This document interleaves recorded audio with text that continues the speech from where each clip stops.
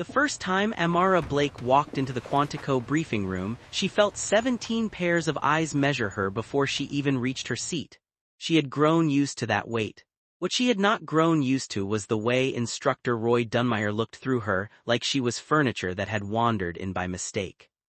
Amara had graduated top of her class in criminal justice. She had passed every physical test the Bureau threw at her. She had buried her father, a retired Marine, only 4 months before starting the program, carrying his voice in her head every morning. "Keep your spine straight, baby girl. Nobody gets to bend you." Dunmire ran the Tactical Firearms Unit. He was a 20-year veteran with a jaw like carved stone and a reputation for being tough on everyone. Amara told herself that was fair. Then she noticed the pattern. He corrected her stance twice as often as anyone else. He timed her drills with a stopwatch he never used on the other trainees. He called her performance adequate when the results on the board said outstanding. One evening in the 3rd week, a missing evidence bag turned the entire program upside down. A confidential case file containing sensitive information disappeared from the secure locker room. Fingers pointed immediately at the newest trainees, and Dunmire stood in front of the class with his arms folded, staring directly at Amara. "Where were you between 6 and 7 this evening, Trainee Blake?" he asked, his voice flat and accusing. Amara answered honestly. She had been at the range, alone, finishing extra reps because her group time had come in low. There were no witnesses to confirm it. Dunmire smiled, the kind of smile that already believed the verdict. "That is convenient," he said. What the other trainees did not know, what even Amara herself had not been told until that exact night, was that she had been quietly recruited 2 months earlier by the Bureau's Office of Professional Responsibility.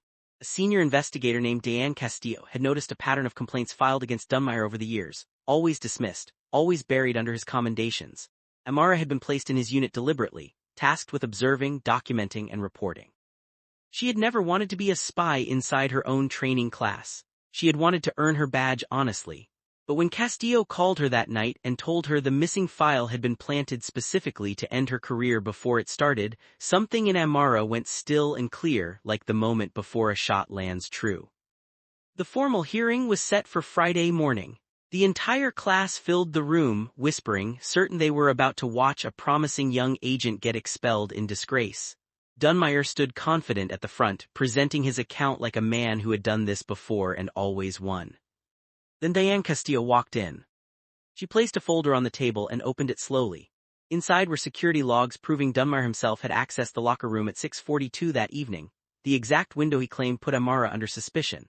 Beside it were 7 prior misconduct complaints against him, each one involving a trainee of color, each one closed without any real investigation, each one signed off using the same rushed handwriting now on the current case file. The room went silent. Amara did not smile, she did not gloat. She simply stood, straightened her spine the way her father taught her, and said one sentence that would follow her through the rest of her career. "I did not come here to prove you wrong, sir. I came here to prove the badge still means something."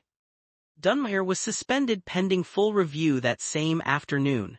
3 other trainees, trembling, finally came forward with their own stories once they saw someone had been brave enough to speak first. What had been buried for years cracked open in a single Friday morning. 6 months later, Amara graduated at the top of her class, her father's dog tags resting quietly beneath her collar as she took the oath. Diane Castillo stood in the crowd, arms crossed, nodding once, the closest thing to pride the older woman ever allowed herself to show in public. Amara went on to lead an internal fairness review that reshaped training oversight across 3 academy classes. She never spoke about Dunmire publicly again.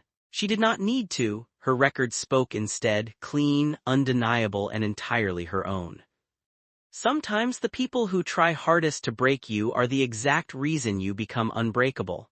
Amara Blake never asked to be anyone's lesson. She simply refused to disappear, and in refusing, she became impossible to ignore.